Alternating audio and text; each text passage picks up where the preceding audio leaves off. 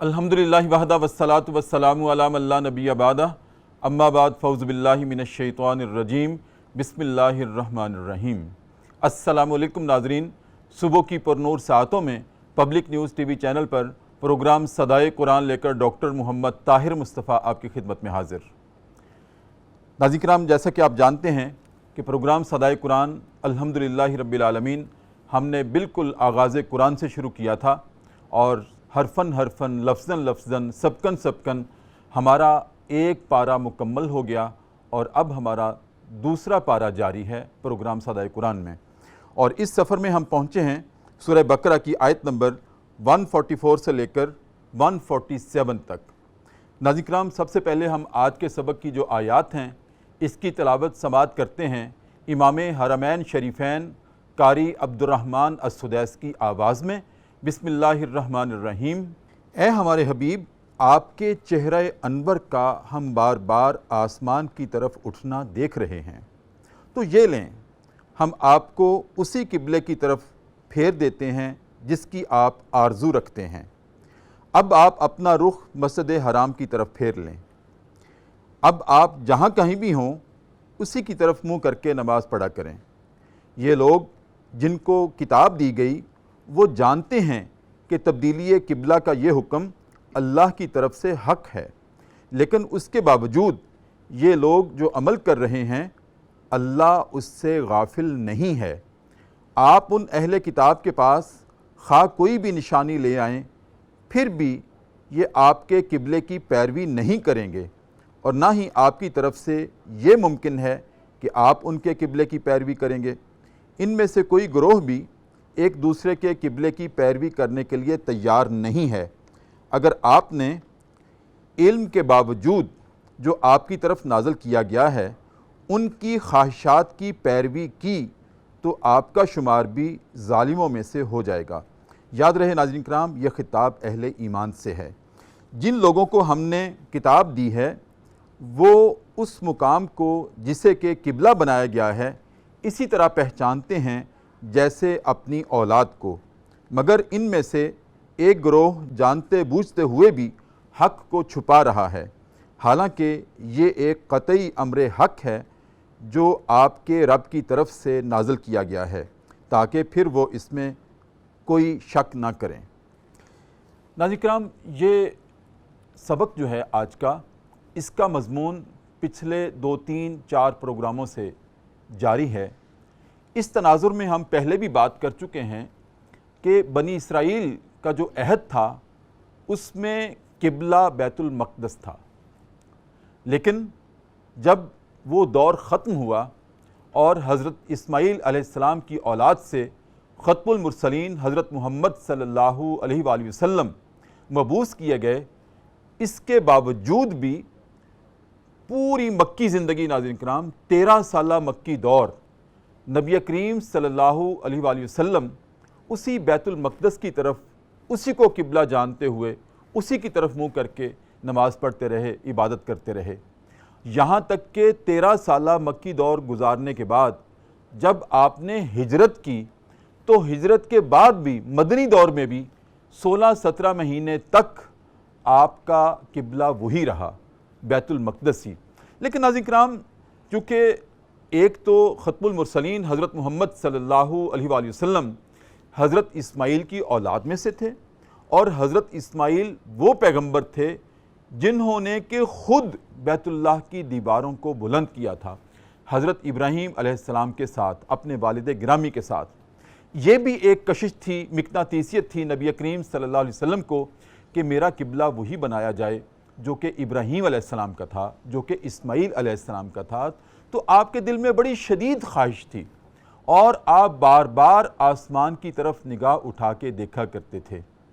ہم آج اپنے مہمانوں سے اس کی بھی لاجک سمجھیں گے، اس کی بھی حکمت جانیں گے کہ نبی کریم صلی اللہ علیہ وآلہ وسلم بار بار آسمان کی طرف کیوں چہرہ انور کرتے تھے۔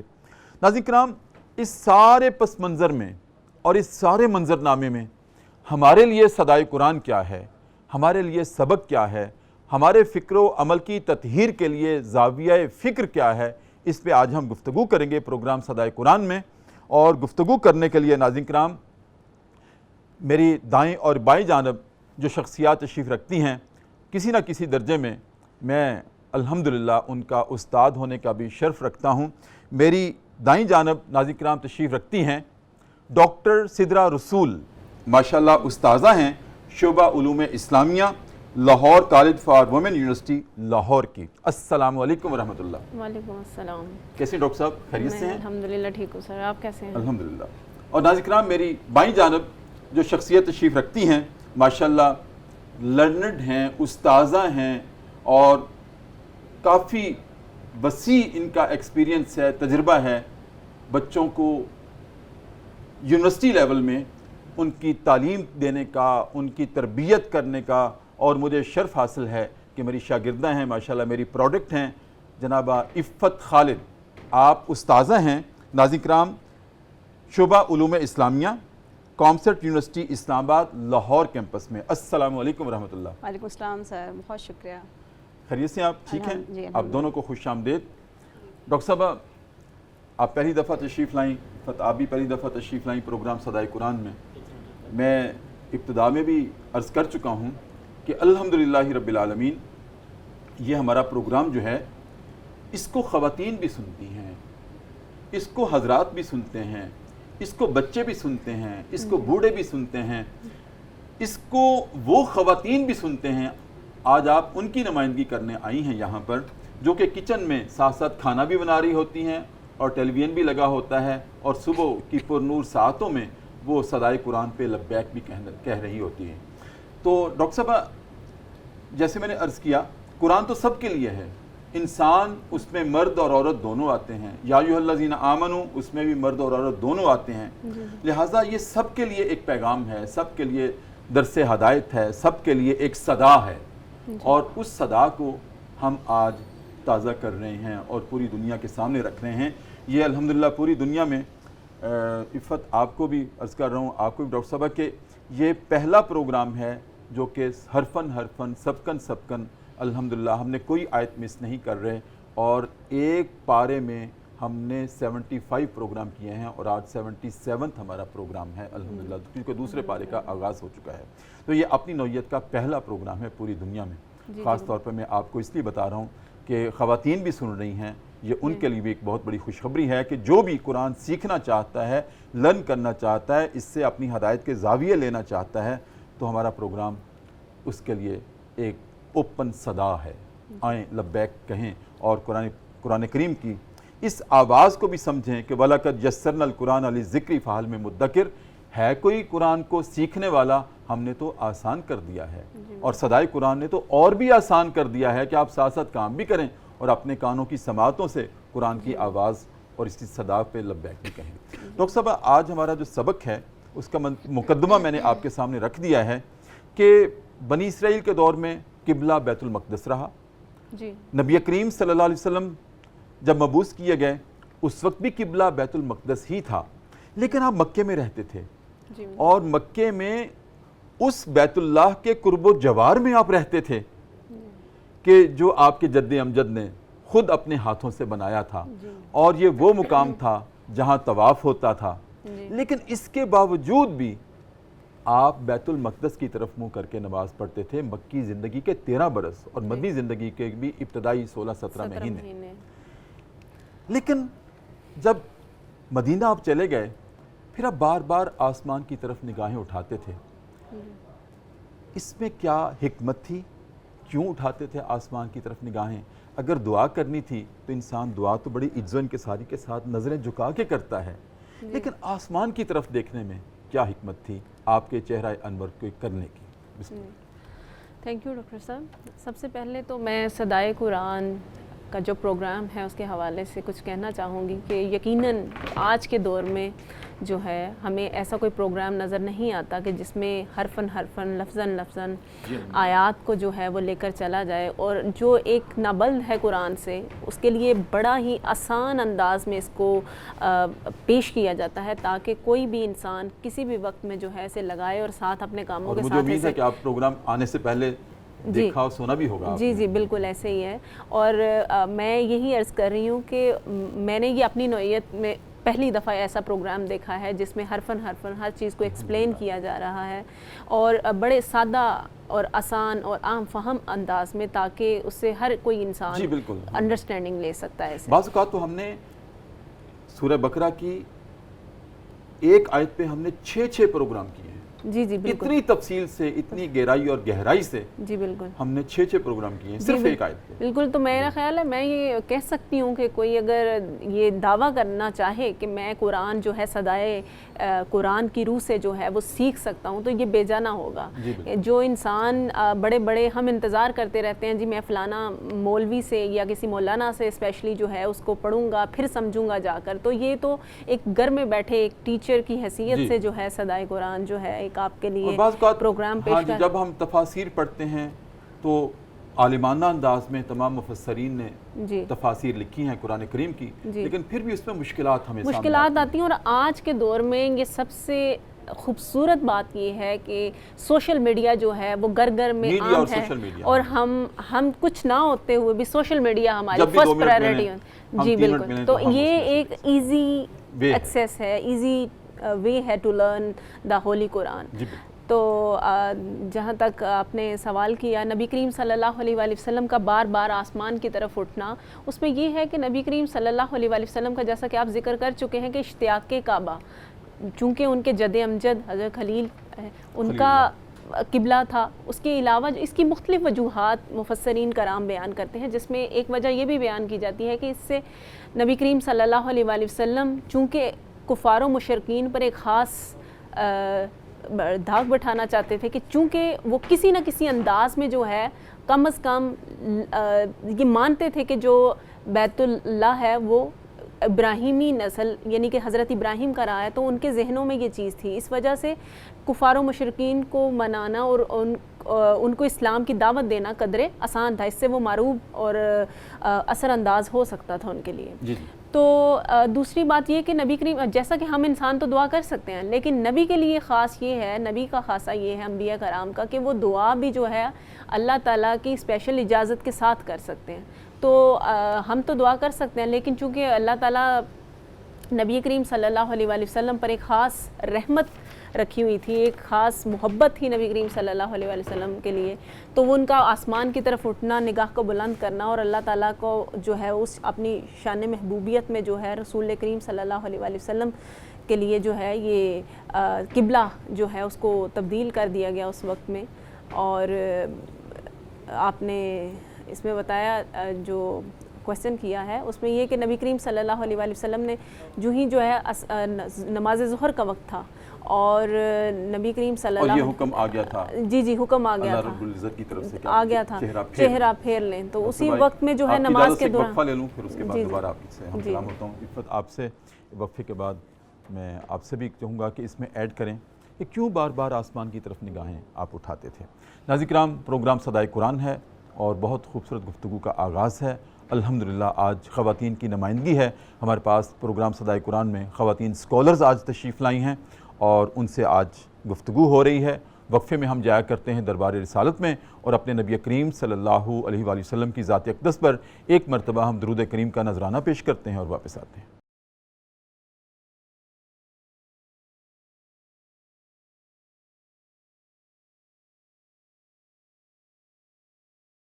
وقفے کے بعد ناظرین کرام دوبارہ آپ کی خدمت میں حاضر ہیں. صبح کی پر نور ساتیں ہیں، پبلک نیوز ٹی وی چینل ہے، ہمارا پروگرام ہے صدائے قرآن اور ہمارا سبق پہنچا ہے سورہ بقرہ کی آیت نمبر 144 سے لے کر 147 تک، جس میں اللہ رب العزت نے یہ نبی کریم کی ادا جو کہ وہ آسمان کی طرف نگاہیں اٹھا اٹھا کر دیکھتے تھے اس کو بیان کیا ہے اور اس ادا کو قبولیت کا بھی شرف بخشا ہے. عفت بہت خوش آمدید پروگرام میں صدائے قرآن میں. پہلی دفعہ آپ تشریف لائیں اور اس کے بعد یہ آپ کا اپنا گھر ہے، دوسرا آتے رہنا ہے آپ نے. اور اپنی نوجوان نسل کی جس طرح آپ اپنی جامعہ میں تربیت کرتی ہیں، یہاں سے بھی پیغام آپ کی زبان سے جانا چاہیے خواتین کے لیے خاص طور پہ. میں عرض کروں گا کہ ڈاکٹر سدرا سے بات ہو رہی تھی کہ نبی کریم صلی اللہ علیہ وسلم بار بار آسمان کی طرف نگاہیں اٹھاتے تھے. خواہش تھی اور خواہش کا اظہار یا تو دل میں ہوتا ہے، جب زبان پہ آتا ہے تو وہ دعا بن جاتی ہے. تو دعا ہم جب کرتے ہیں اللہ رب العزت سے ہم تو اتنا کبھی آسمان کی طرف نہیں دیکھتے، لیکن کیا بات تھی، کیا حکمت تھی کہ نبی کریم اپنی اس خواہش کی تکمیل کے لیے بار بار آسمان کی طرف نگاہیں اٹھاتے تھے. پھر اللہ رب العزت نے خود انہی الفاظ میں کہا کہ ہم آپ کا بار بار آسمان کی طرف چہرہ اٹھنا دیکھ رہے ہیں. کیوں؟ بہت شکریہ سر. پہلے تو اس پروگرام میں آپ نے مجھے دعوت دی. اس پروگرام سے اصل میں دو طرح سے نسبت ہے. ایک تو قرآن مجید کے اوپر یہ ڈائریکٹ ایک ٹاپک ہے جسے آپ نے بڑا اچھا موضوع دیا صدائے قرآن کے نام سے. یعنی قرآن مجید میں ایسے ایسے عنوانات پہ آپ بات کر رہے ہیں جو شاید اس سے پہلے شاید کہیں لکھا ہو، لیکن آن ایئر جب انسان آتا ہے اور انسان جب سنتے ہیں تو سننے سے جو تاثیر ہوتی ہے شاید وہ پڑھنے سے وہ نہیں آ رہی ہوتی. اور میں اکثر کہتی ہوں میں نے جو اساتذہ سے ڈائریکٹ سن کے سیکھا ہے شاید کتابوں نے مجھے اتنا نہیں سکھایا جتنا میں نے اپنے اساتذہ سامنے کھڑے بیٹھ کے سیکھا ہے. جی بالکل. کتابیں ہم بند کر دیتے ہیں، بھول جاتے ہیں، لیکن اساتذہ کے منہ سے نکلی ہوئی جو بات ہے وہ جو سن رکھی ہوتی ہے وہ ہم ہمیشہ یاد رکھتے ہیں. تو یہ قرآن مجید بھی اساتذہ ہی کے طریقے میں اس کی جو ہے وہ تفسیر ہوئی. اور نبی صلی اللہ علیہ وسلم خود بہت بڑے استاد تھے، وہی بھیجنے والے اللہ سبحانہ و تعالیٰ معلم انسانیت ہیں. اور ان کا اساتذہ کا جو ایک چلتا آ رہا ہے سلسلہ وہ اصل میں نبی صلی اللہ علیہ وسلم ہی کی ایک وہ تبلیغ کا پارٹ ہے جو ہر استاد کو میں سمجھتی ہوں کہ صدائے قرآن اساتذہ اسی نسل سے ہیں. بالکل اسی نسل سے ہیں. تو یہ ایک ٹریڈیشن جو ہے ہماری چلتی آ رہی ہے، اس کو انشاءاللہ آپ نے بڑا اچھا آغاز کیا اس انداز سے کہ آپ نے ایک ایک آیت کو حرفاً بحرفاً جو ہے وہ لے کر آگے چلے. اور یہ بڑی سعادت کی بات ہے آپ کے لیے بھی. اللہ نے آپ کو چنا اس کے لیے کہ بہت اللہ تعالیٰ کا شرف ہے الحمدللہ آپ کے اوپر. یہ میری تیسری نسبت ہے قرآن سے. جی پہلا غیر منقول ترجمہ. ہاں جی بالکل ماشاءاللہ وہ غیر منقول ترجمہ. اور دوسرا میں نے آپ کو معلوم ہوا ہوگا ڈاکٹر صاحبہ میں نے قرآن کریم کا منقول ترجمہ بھی آپ نے ماشاءاللہ کر دیا ہے. اور یہ تیسرا اور یہ قرآن سے جو آپ کی نسبت اللہ نے ماشاءاللہ بنا دی ہے یہ بہت ہی سعادت کی بات ہے سر. دوسری نسبت قرآن مجید کی تو ہم سب کے ساتھ ہے. دوسری نسبت میرا اور آپ کا ایک تعلق ہے. آپ میرے استاد ہیں الحمدللہ اور بہت کچھ سیکھنے کو ملا. میں جب آپ سے پڑھ بھی رہی تھی استاد اپنے شاگردوں کو ہر کسی کو نہیں یہاں لاتے. بہت شکریہ. یہ میرے لیے بہت ہی سعادت کی بات ہے اور یہ بہت شرف کی بات ہے کہ آپ نے ہمیشہ مجھے یاد رکھا. اور میرے تمام معاملات کو جب بھی میں نے آپ کو کہا آپ نے میری ہمیشہ مجھے گائیڈ کیا اس کے اوپر. الحمدللہ یہ بڑی خوشی کی بات ہوتی ہے کہ ایک اسٹوڈنٹ جو ہے وہ اپنے استاد کے سامنے بیٹھ کے جو ہے وہ گفتگو کر رہا ہے. یہ استاد ہی کی دی عزت ہوتی ہے، اس میں کسی کا وہ نہیں ہوتا. تو یہ میرے لیے بہت ہی شرف ہے. جی بہت شکریہ. جہاں تک آپ نے گفتگو کی کہ نبی صلی اللہ علیہ وسلم کا آسمان کی طرف بار بار دیکھنا، اصل میں وہ جو دیکھنا تھا وہ آپ نے عرض کر دیا کہ دعا کے لیے ہاتھ اٹھایا جاتا ہے، منہ سے الفاظ کہے جاتے ہیں، گڑ گڑایا جا رہا ہوتا ہے، آنسو بہائے جا رہے ہوتے ہیں. لیکن کیا ہے کہ نبی صلی اللہ علیہ وسلم تمام چیزوں کو چھوڑ کے بس آسمان طرف دیکھتے ہیں اور نظر جھکا لیتے ہیں، پھر دیکھتے ہیں نظر جھکا لیتے ہیں. اصل میں ایک ہوتی حسرت. جب وہ حسرت کی تڑپ اتنی زیادہ ہوتی ہے وہ شدت اختیار کر جاتی ہے تو پھر الفاظ وہاں پہ جو ہے وہ معنی نہیں رکھتے. وہاں پہ جو ہے نا وہ ادائیگی میٹر نہیں کرتی، ادائیگی اداؤں سے ہوتی ہے. وہاں پہ سننے والا جو ہے وہ اصل میں دیکھ رہا ہے اس کا جو محبوب سے جو رشتہ اور محبت ہے وہ دیکھ رہا ہے کہ یہ جو نبی مجھے دیکھ رہا ہے اس کے پیچھے اس کا مفہوم کیا ہے. کتنی خوبصورت آپ نے بات کی ہے کہ جس سے محبت ہو اس کو ہر لفظ نہیں کہنے کی ضرورت نہیں ہوتی. اس کو میرا خیال الفاظ کی ضرورت، محبت ہوتی وہاں پہ ہے جہاں پہ بغیر کہے آپ کو محبت کرنے والا جان لے کہ میرا محبوب میرے سے چاہتا کیا ہے. تو وہ حسرت اس قدر زیادہ تھی آپ کی کہ وہ آپ کی حسرت تھی، اس نے شدت اختیار کی. ہم عام زندگی میں مثال لیتے ماں کا اپنے بچے سے بہت گہرا تعلق ہوتا ہے. وہ جب اس کا بچہ گھر نہیں آتا وہ بار بار اسی ڈائریکشن میں اسی راستے میں دروازہ کھول کے دیکھتی ہے، راہیں دیکھتی ہے کہ میرا بچہ گھر کیوں نہیں ابھی تک آیا. اس کو اب تک آ جانا چاہیے، اس کا آنے کا وقت ہو گیا ہے. اس کے آنے سے پہلے تمام اہتمام کر چکی ہوتی ہے کہ میرے بچے کو آ کے چیزیں جو ہیں اس کو ریکوائرڈ ہیں، اس کو چاہیے. اللہ سبحانہ و تعالیٰ کا نبی سے وہ محبت اور وہ نبی کی وہ اطاعت اس میں اس قدر شامل ہے کہ آپ کا دیکھنا اللہ نے جان لیا، کیونکہ ان اللہ علیم بذات الصدور، اللہ تو سینے میں چھپی باتیں بھی جانتا ہے.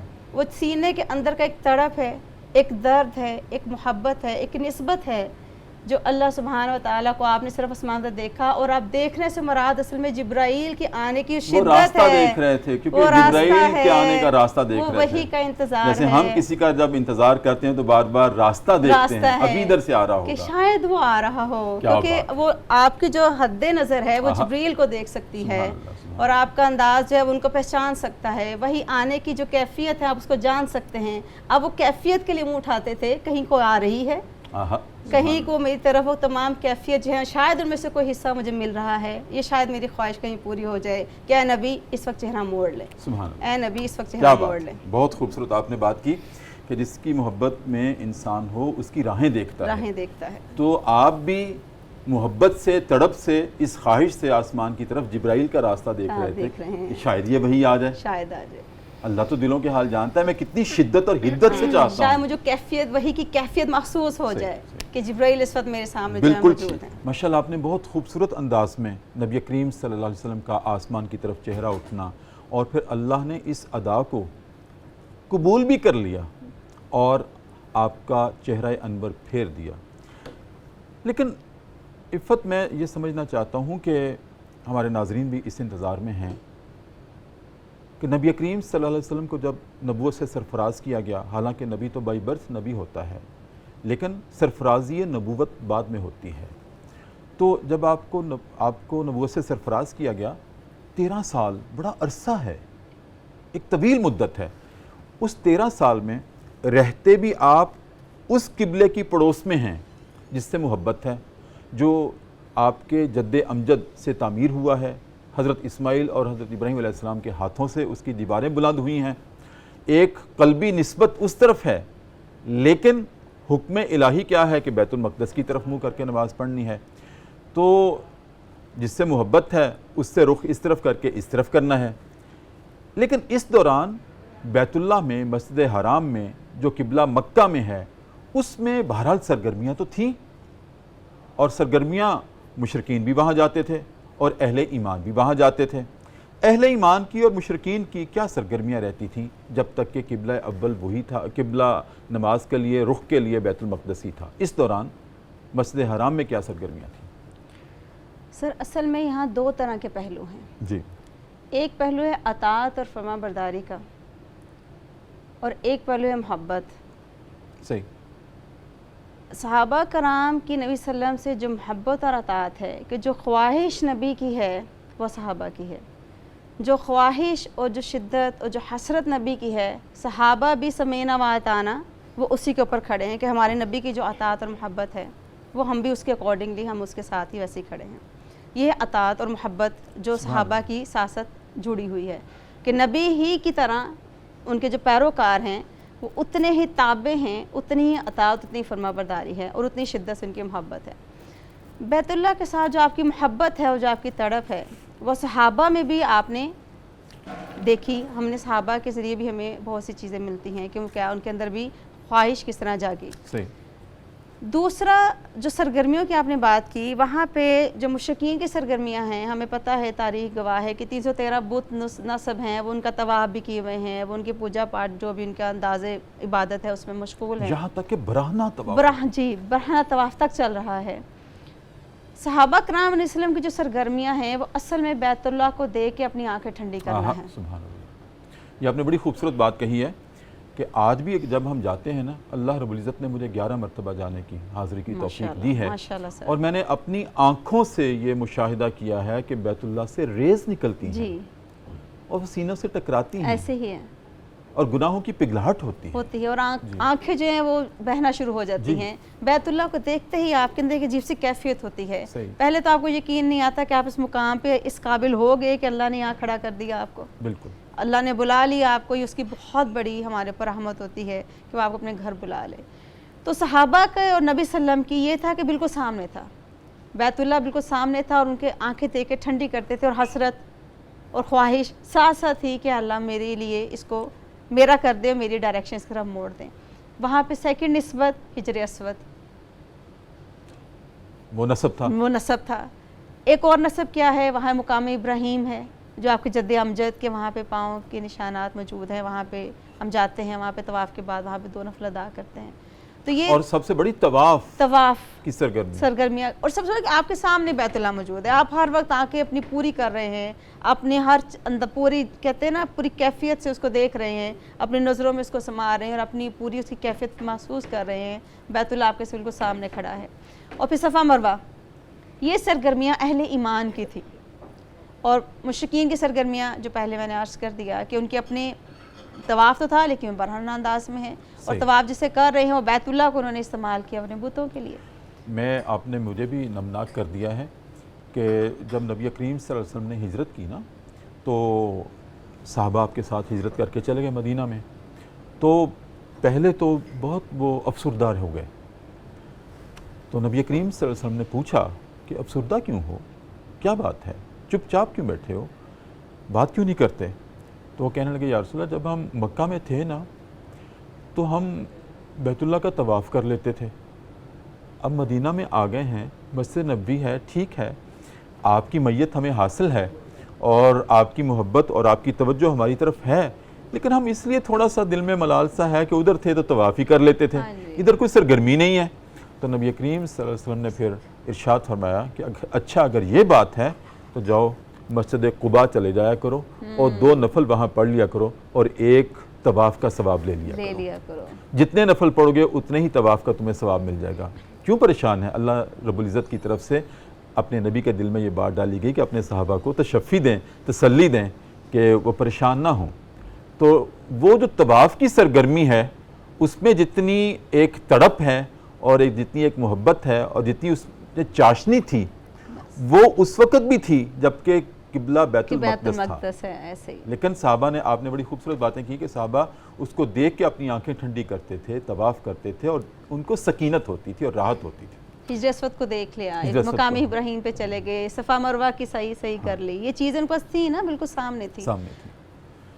بہت خوبصورت۔ ڈاکٹر سدرہ رسول، ہم اس طرف آتے ہیں کہ جب نبی کریم صلی اللہ علیہ وسلم کا یہ اللہ نے بھانپ لیا آپ کی خواہش کو، اور خواہش بھی اس میں شدت بھی اور حدت بھی ہے، اور یہ جو ادا آپ کی تھی بار بار آنکھیں اٹھا کے جبرائیل کا راستہ دیکھنا، اس کو بھی اللہ نے پسند کر لیا اور اس کی قبولیت ہو گئی۔ تو پھر جب قبولیت ہوئی کیا منظرنامہ تھا جب قبلہ تبدیل ہوا؟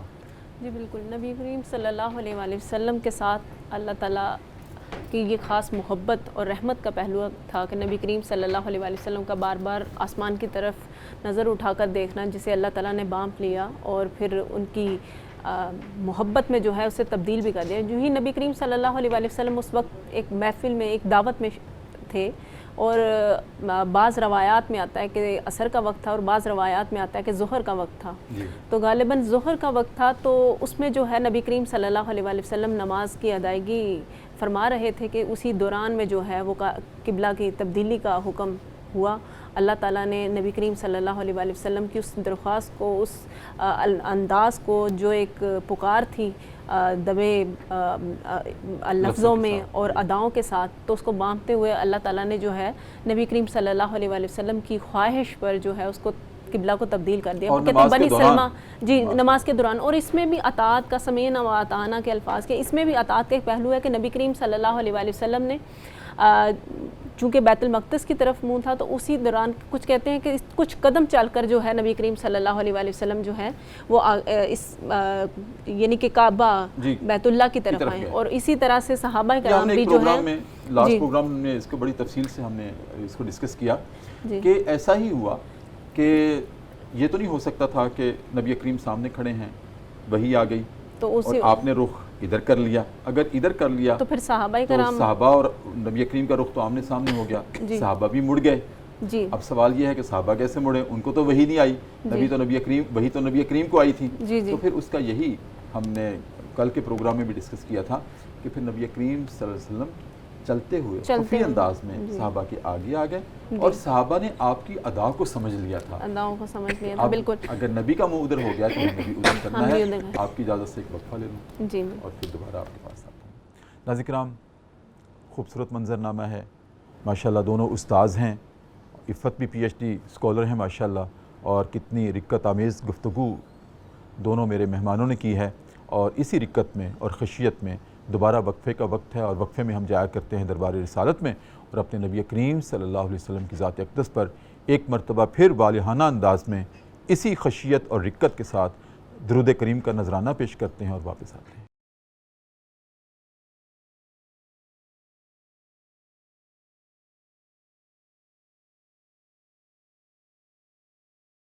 वक्फे के बाद नाज़रीन किराम दोबारा आपकी खिदमत में हाजिर हैं। पब्लिक न्यूज़ टीवी चैनल है, सुबह की पुरनूर से आते हैं।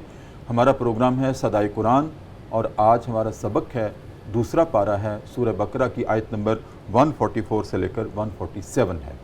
डॉक्टर सिद्रा रसूल, चूँकि काबा का मंजरनामा चल रहा है और तब्दीली किबला की बात हो रही है, एक दिल में सवाल है, हमारे नाज़रीन भी इसको जानना चाहते हैं कि पाकिस्तान से जब हम किबला की तरफ रुख करते हैं वो मगरब की तरफ है, जिधर सूरज गुरूब होता है, हमारा रुख इस तरफ से बनता है। तो जो दुनिया के दूसरे ममालिक हैं, क्या वो भी मगरब की तरफ ही उनका किबला आता है या किसी और तरफ आता है? जी, बड़ा इम्पोर्टेंट क्वेश्चन है। इसमें बात यह है कि पाकिस्तान में रहते हुए तो हम मगरब की तरफ रुख इख्तियार करते हैं। इसमें मैं अपना पर्सनल एक्सपीरियंस भी शेयर करना चाहूँगी कि जब लास्ट ईयर मैं अमेरिका में थी तो मुझे और कुछ मेरे साथ जो रफ़ाक़ा थे उनको बड़ा इसमें जो है ना तकलीफ़ हुई कि हम किस तरफ रुख कर कर नमाज़ पढ़ें, क्योंकि अमेरिका में एज सच हमें समझ नहीं आ रही थी किबला का। वो हम उस पर तयन करने की कोशिश करते थे, फिर भी हमें समझ नहीं आती। कोई डायरेक्शन इस साइड पे शो करते थे, वो जो किबला डायरेक्शंस होती हैं, कोई किसी और साइड पे शो करते थे। तकलीफ को हम दिक्कत कह लेते हैं, मुश्किल पेश आई। जी, मुश्किल पेश आई। तो हम लोग जो है जैसा कि हरम पाक जो है वो खाना काबा जो है वो कहते हैं कि दरमियान में जो सेंट्रल है पोजीशन में है ज़मीन की।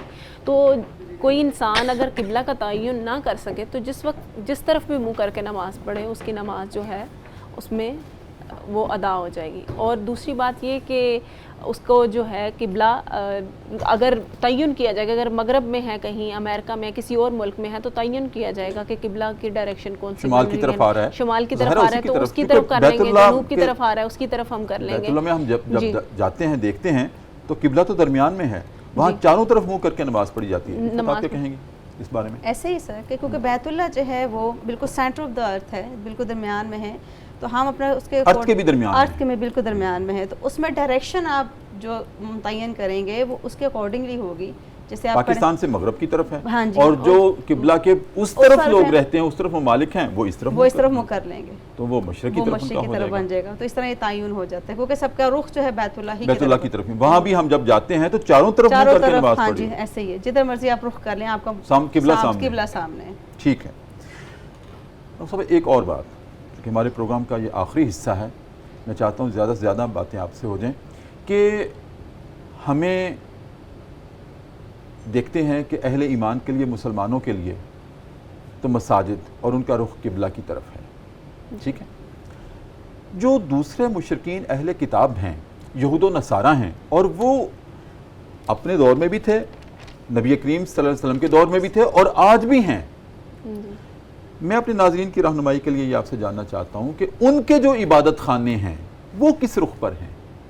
जी, जैसा कि हमारी मसाजिद हैं तो ईसाईयत के लिए जो है चर्च बनाए गए हैं, चर्च में जाकर इबादत करते हैं, और यहूदियों की जो एक इबादत खाना है वो सिनागॉग के नाम से मशहूर है, और उनका बेसिकली जो है वो भी उनका रुख बैतुल मक़दस ही है। अच्छा, बैतुल मक़दस की तरफ ही वो करते हैं, लेकिन उसमें डिवीजन की गई है कि जो पैरोकार नसारा हैं, यानी कि जो हज़रत ईसा अलैहिस्सलाम के पैरोकार हैं, वो हज़रत मरियम अलैहिस्सलाम ने जहाँ पर एक इत्तिकाफ़ किया था, मशरक़ी हिस्सा उसका कहलाता है बैतुल मक़दस का, उसमें जहाँ पर इत्तिकाफ़ किया था वो उसकी मुनासबत से उसी की तरफ जो है वो रुख करते हैं। और जो यहूदी हैं, एक सवाल ये भी है कि वहाँ जाकर जी अगर कोई बैतुल मक़दस जाता है तो वहाँ ज़ाहिर अहले ईमान तो अब किबला की तरफ ही रुख करेंगे। वहाँ रहते हुए जैसे जब नबी करीम मक्का में थे तो वो उस तरफ रुख करते थे, और अब जब हम उधर जाएंगे बैतुल मक़दस, अल्लाह ताला हमें लेके जाए, वो भी हमारा किबला है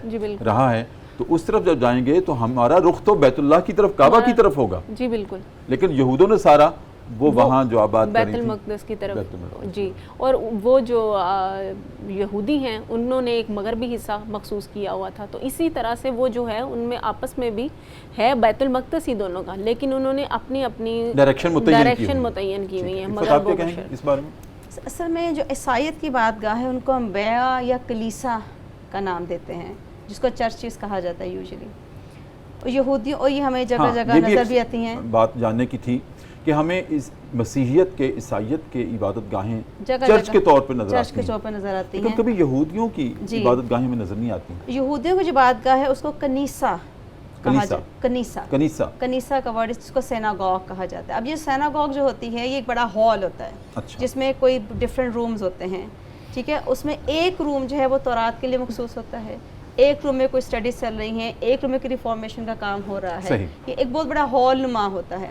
بیت المقدس ہی ان کا ہے مین ڈائریکشن جو ہے وہ ادھر ہی ہوتی ہے، اور یہ مخصوص وال پہ جا کے جو ہے وہ کھڑے ہو جاتے ہیں جہاں تک. لیکن ہم بعض ان کی روایات میں جو کنیسہ ہے دونوں کے لیے، یعنی کنیسۃ النصارہ یا کنیسۃ یہود ہے کنیسہ کا ورڈ، لیکن بعد میں آہستہ آہستہ انہوں نے چرچ کا نام کلیسا کا نام دے لیا اور انہوں نے اپنے لیے سیناگوگ اور کنیسہ کر لیا. لیکن ہے ان کی ڈائریکشن بتا بیت المقدس ہی ہے.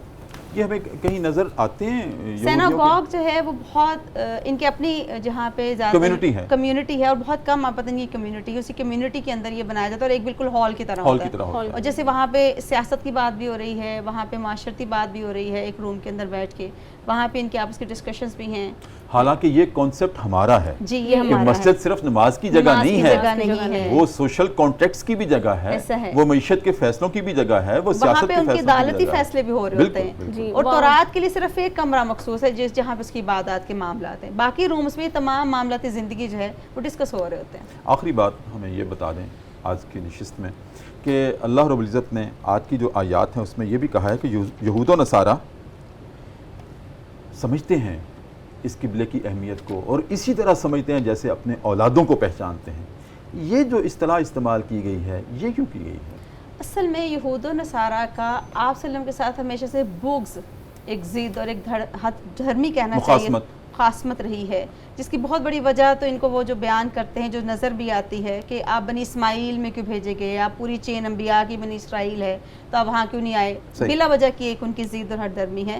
اور قرآن مجید نے جگہ جگہ میں بتایا ہے کہ تورات میں ان کے سامنے نبی کی نشانیاں اور ہر بات بالکل ایسے واضح ہے جیسے اپنوں کو پہچانتے ہیں. اس کے باوجود بھی یہ انکاری ہیں. انکار کرنے کا مقصد صرف ان کی ضد اور ہٹ درمی ہے کہ ہم اپنے دین پہ رہیں گے. اور آپ صلی اللہ علیہ وسلم کو تسلی دی گئی اس آیت مبارکہ کے اندر کہ نبی آپ تسلی رکھیں، آپ اس پہ غمگین نہ ہوں کہ وہ جو ہے آپ کی طرف کیوں نہیں آتے، مائل نہیں ہوتے. یہ انہوں نے نہیں ہونا. اور آپ ایک آیت میں یہ بھی کہ آپ کبھی دوست نہیں ہو سکتے یہود و نصارہ. تو یہ اصل میں ان کی ضد. اور اگر ہم بیت المقدس کی بات کریں تو یہ نسل حضرت ابراہیم کے 1000 سال بعد جا کے حضرت سلیمان علیہ السلام نے تعمیر کیا تھا، جسے ہیکل سلیمانی بھی کہا جاتا ہے. تو ایسا نہیں کہ ان کے تورات میں تذکرہ نہیں ہے، بیت اللہ کی حکمت کا بھی ویسے ہی تذکرہ ہے، بیت اللہ سے محبت اور اس کا عالم ویسے ہی بیان ہے تورات اور انجیل کے اندر. لیکن بات ہے کہ وہی ضد اور ہر درمی کی وجہ سے وہ اس کو اور یہ جو قرآن نے وٹنس دی ہے کہ اسی طرح پہچانتے تو ہیں، اس طرح اپنی اولادوں کو اصل میں نا عرب کے اندر محاورہ ہے، جیسے باوجداد کی انہوں نے بات کر دی کہ باوجداد کی، یا اسی عرب کے محاورے کو قرآن مجید میں تمثیل کے طور پر استعمال کیا ہے نبی صلی اللہ علیہ وسلم کو سمجھانے کے لیے، تاکہ انہی کی زبان میں لوگوں کو آسانی سے سمجھ آ جائے کہ اصل میں پیچھے مقصد کیا ہے، سمجھانے کا انداز ہے. ڈاکٹر صاحب اس میں ایک یہ بھی بات ہم ایڈ کر سکتے ہیں کہ ان کو ڈر تھا، خوف تھا. پہلے تو وہ کہہ رہے تھے کہ ٹھیک ہے یہ اچھا ہے کہ ہمارے دین کے پیروکار ہیں یہ، لائک یہ کہ بیت المقدس کی طرف ان کا قبلہ ہے، تو انہیں پھر یہ خوف بھی تھا کہ کہیں یہ ایک الگ ملت کے طور پر نہ ابھر رہا ہے نا، کہ ایک الگ جیسے بیت اللہ کی طرف منہ کر کے نماز پڑھیں گے. تو ان کو یہ بھی ایک خوف تھا، اس لیے بھی وہ اناد اور وہ بغض ان چیزوں کی وجہ سے اس چیز کو چھپا دیتے تھے کہ تورات اور انجیل میں جو ذکر ہے اس کو انہوں نے چھپا دیا، اسے ظاہر نہیں ہونے دیا. ڈاکٹر سدرہ رسول آپ کی آمد کا بہت شکریہ. Thank you sir. یہ میرے لیے بڑے عزت کی اور قابل فخر بات ہے کہ آپ مجھے اپنے پروگرام میں شرکت دی. بہت شکریہ. آپ تشریف لائیں. عفت آپ کا بہت شکریہ. اور استاد کو کتنی خوشی ہوتی ہوگی جب وہ اس کا شاگرد وہ الفاظ بولتا ہے جو اس کا استاد سمجھتا ہے جیسے میں بول رہا ہوں. بہت شکریہ. مجھے لگ رہا تھا کہ جیسے میں بول رہا ہوں. بہت سعادت کی بات ہے، آپ نے ہمیشہ ہی بہت ہی عزت بخشی ہے سر. اللہ آپ کو جزا دے. اللہ آپ کو ڈھیروں عزت و آبرو نصیب کرے، آپ کو بھی اور آپ کو بھی. بہت شکریہ سر آپ کے بلانے. ناظرین کرام، پروگرام صدائے قرآن میں اب ہمارا وقت ہوا ہے ذکر صاحب قرآن کا. میری ماشاءاللہ دونوں مہمانوں نے، فاضل مہمانوں نے بڑی خوبصورت گفتگو کی، اور اس گفتگو کو اگر ہم مشاہدے کی نظر سے دیکھیں تو اس میں جو چیز ہمیں واضح طور پر نظر آتی تھی وہ نبی کی محبت اور اطاعت تھی کہ جب کہہ دیا اعتراض کرنے والوں نے تو اعتراض کیا کہ اہل ایمان کو کیا ہو گیا ہے، ختم المرسلین کے ماننے والوں کو کیا ہو گیا ہے، پہلے ادھر منہ کر کے نماز پڑھتے تھے، اب ادھر پڑھنا شروع ہو گئے ہیں منہ کر کے۔ تو اللہ رب العزت نے اس کا جواب یہ دیا ہے کہ مشرق و مغرب میرے ہیں، میں تو اس وقت بھی جب بیت المقدس کو قبلہ بنایا تھا محض یہ دیکھنے کے لیے بنایا تھا کون میرے نبی کی اطاعت کرتا ہے۔ تو اطاعت اس کو اسیس کیا جا رہا تھا، اس کا جائزہ لیا جا رہا تھا، کون کتنی اطاعت کرتا ہے، کون کتنی پیروی کرتا ہے، کون کتنی اتباع کرتا ہے۔ اور ناظرین کرام میں یہ بھی عرض کر دوں کہ یہ خاصہ تھا صحابہ اکرام کا کہ نبی کریم صلی اللہ علیہ وسلم کی ادا ہو۔ دیکھیں اللہ رب العزت نے اس ادا کو اتنا پسند کیا کہ آپ بار بار آسمان کی طرف نگاہیں اٹھاتے ہیں تو اے نبی ہم دیکھتے ہیں، آپ تسلی رکھیں، آپ تشفی رکھیں۔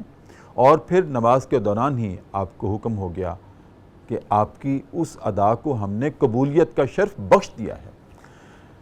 ناظرین کرام جہاں اطاعت کی بات ہوتی ہے، اتباع کی بات ہوتی ہے، تو وہاں ہم یہ بھی دیکھتے ہیں نبی کریم صلی اللہ علیہ وسلم اور آپ کے صحابہ کو کہ کتنا آپ پر مر مٹتے تھے، کتنا آپ کی اطاعت اور اتباع کرتے تھے کہ ایک مرتبہ ایسے ہوا کہ نبی کریم صلی اللہ علیہ وآلہ وسلم صحابہ کے ساتھ چہل قدمی کر رہے تھے، اور چہل قدمی کے دوران جیسے دوسرے صحابہ آپ کے ارد گرد تھے تو ایک پہلو میں حضرت عمر بن خطاب رضی اللہ تعالیٰ عنہ تھے۔ اور ناظرین کرام صحابہ کی اتباع کا اور اطاعت کا عالم یہ تھا کہ جب آپ کے ساتھ چلتے تھے صحابہ اکرام نبی کریم صلی اللہ علیہ وسلم کے ساتھ تو آپ کے قدم مبارک کو دیکھ دیکھ کر اپنے قدم اٹھاتے تھے۔ یہاں تک اتباع کا عالم تھا کہ نبی کریم کتنے فاصلے کا قدم اٹھاتے ہیں صحابہ بھی اتنے فاصلے کا قدم اٹھاتے تھے۔ آج جیسے ہم فوج کی پریڈ دیکھتے ہیں بالکل پاؤں ایک ہی طرح اٹھتے ہیں اور ایک ہی طرح رکھے جاتے ہیں، 1 انچ کا بھی فرق نہیں ہوتا۔ اسی طرح صحابہ کا تھا، 1 انچ کی طرح 1 ذرہ برابر بھی فرق نہیں رکھا جاتا تھا کہ نبی کریم نے قدم اٹھایا ساتھ ہی وہ اٹھاتے تھے، نبی کریم نے دایاں قدم اٹھایا آپ دایاں اٹھاتے تھے، نبی کریم نے بایاں قدم اٹھایا صحابہ بھی بایاں قدم اٹھاتے تھے چلتے چلتے۔ اس چہل قدمی میں ایک لمحہ ایسا آیا کہ درمیان میں ایک نالی سی کھالی سی آ گئی جس میں پانی بہہ رہا تھا، تو نبی کریم نے بھی اس کو عبور کیا، صحابہ نے بھی اس کو عبور کیا۔ حضرت عمر رضی اللہ تعالیٰ عنہ جرنیل صحابہ مراد رسول جو آپ کے پہلو میں ساتھ ساتھ چل رہے تھے، جب اس نالی کو سب نے عبور کر لیا تو نبی کریم صلی اللہ علیہ وسلم نے ناظرین کرام ادھر ایسے اپنے پہلو میں دیکھا تو عمر نہیں تھے، آپ نے ادھر ادھر دیکھا پھر بھی عمر نظر نہ آئے تو آپ رک گئے اور رک کر اپنے صحابہ سے پوچھا کہ عمر کہاں ہیں، ابھی تو میرے ساتھ چل رہے تھے۔ صحابہ بھی دیکھ کر حیران ہوئے کہ اس جھرمٹ میں نہیں ہیں۔ پیچھے مڑ کر سب نے دیکھا تو حضرت عمر رضی اللہ تعالیٰ عنہ ناظرین کرام پیچھے کھڑے تھے۔ تو نبی کریم صلی اللہ علیہ وسلم نے محبت کے ساتھ پوچھا عمر پیچھے کیوں کھڑے ہو، آپ چپ ہیں۔ پھر پوچھا کہ عمر میں تم سے پوچھ رہا ہوں پیچھے کیوں کھڑے ہو، آپ پھر چپ ہیں۔ اور تیسری مرتبہ جب پوچھا کہ عمر پیچھے کیوں کھڑے ہو تو حضرت عمر رضی اللہ تعالیٰ عنہ نے عرض کیا یا رسول اللہ میرے ماں باپ آپ پہ قربان ہوں، میں جب آپ کے ساتھ چل رہا تھا تو آپ کے پاؤں کو دیکھ دیکھ کر اپنا قدم اٹھا رہا تھا، جب آپ دایاں قدم اٹھاتے تھے میں بھی دایاں اٹھاتا تھا، جب آپ بایاں قدم اٹھاتے تھے تو میں بھی بایاں قدم اٹھاتا تھا۔ یا رسول اللہ جب آپ نے اس نالی کو عبور کیا ہے نا میری نظر کہیں خطا ہو گئی تھی، میں دیکھ نہیں سکا کہ اس کو عبور کرتے ہوئے آپ نے دایاں قدم اٹھایا تھا یا بایاں اٹھایا تھا، اب مجھے سمجھ نہیں آ رہی کہ میں کیا کروں، میری نظر کہیں خطا ہو گئی تھی، میں دیکھ نہیں سکا، اب مجھے یہ نہیں سمجھ آ رہی کہ اس کو عبور کرتے ہوئے پہلے میں بایاں قدم اٹھاؤں یا دایاں اٹھاؤں، چونکہ آپ کو تو میں دیکھ نہیں سکا۔ نبی کریم صلی اللہ علیہ وسلم حضرت عمر کی اس ادا پر اتنے خوش ہوئے، کہا کہ عمر ادھر آؤ، اور آپ نے سینے سے لگایا، ماتھا چوما، کہا کہ اتنی مجھ سے محبت کرتے ہو، اتنی میری اتباع کرتے ہو، شاباش دی، خوش ہو گئے اور صحابہ کو مثال دی کہ یہ ہے اتباع اور یہ ہے اطاعت۔ ناظرین کرام آج یہی ہمارے فکر و عمل میں درکار ہے اور یہی صدائے قرآن ہے کہ صاحب قرآن کی ہر ادا ہمارے لیے حرف آخر ہونی چاہیے، آپ کی ہر اتباع کا ہر زاویہ ہمارا زاویہ نگاہ ہونا چاہیے، اور زاویہ فکر و عمل ہونا چاہیے۔ ناظرین کرام، اسی پر آج کا پروگرام صدائے قرآن ہم ختم کرتے ہیں۔ اپنے میزبان ڈاکٹر محمد طاہر مصطفیٰ کو اجازت دیجیے، اپنا بہت خیال رکھیے، اللہ حافظ۔